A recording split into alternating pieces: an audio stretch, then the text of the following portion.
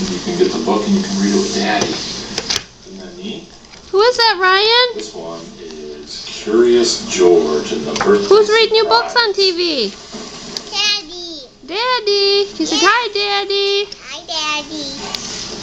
This is George. He was a good little monkey, very curious. Today is a special day, the man with the yellow hat told George at breakfast. I have a surprise planned, lots to do to get ready. You can help me by staying out of trouble. George was happy to help. Later, while George was looking out the window and being very good, he heard some tinkling music. It was coming from an ice cream truck. George watched as a whole line of children and their dogs enjoyed some ice cream treats. It looked like fun. But when the ice cream truck moved on, George forgot all about staying out of trouble and went to find some of his own. Uh-oh.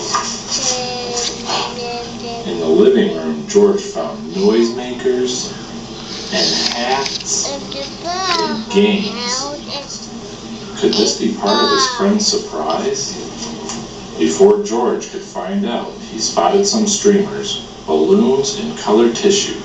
He could not resist. Decorating was easy for a little monkey. Still, George was curious about the surprise. And what was that good smell coming from the kitchen? George followed his nose. Look at those chairs. They got little silly animal faces on them. Look at that couch. It's got eyeballs. That's silly. It was a cake, and it looked as good as it smelled. All it needed was frosting. George had seen his friend make frosting before, but today his friend was busy. Maybe George could help. Yeah, He that's could for the frost the DVD. cake himself. First, George put a Sit down and watch little Daddy. bit of this in the mixing bowl. Next, he added a little of that. Then he turned the mixer on. This sounds like something Ryan would do. The frosting rolled round and around. It was whirling too Oh, yeah? fast.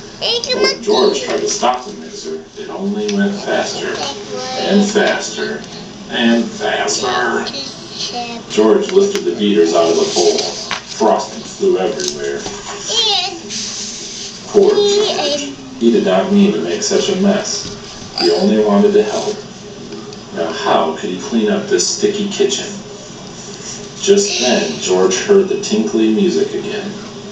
The ice cream truck was coming back up the street, and George had an idea. Quickly, he opened the door and invited all of the dogs in for a treat. In no time, the kitchen was clean as a whistle. Look at that little puppy down there. He's drinking up that batter from the cake. That looks just like Puppy Alley. Uh-oh. You think Puppy Alley's in trouble?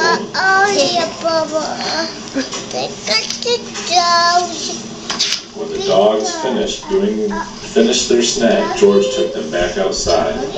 The ice cream truck was still there, and so was his friend. George, said the man with the yellow hat, I've been looking for you. It's time for the surprise. George had found hats, games, decorations, and a cake. He was curious. Was the surprise a party? Yes, it was a party. George was happy to see all of his friends.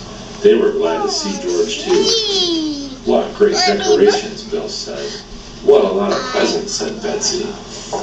Why don't you play some games with the guests, George, the man with the yellow hat suggested. I've got one more thing to do. When George's friend came back in, he was carrying a cake covered in candles. This wasn't just any party.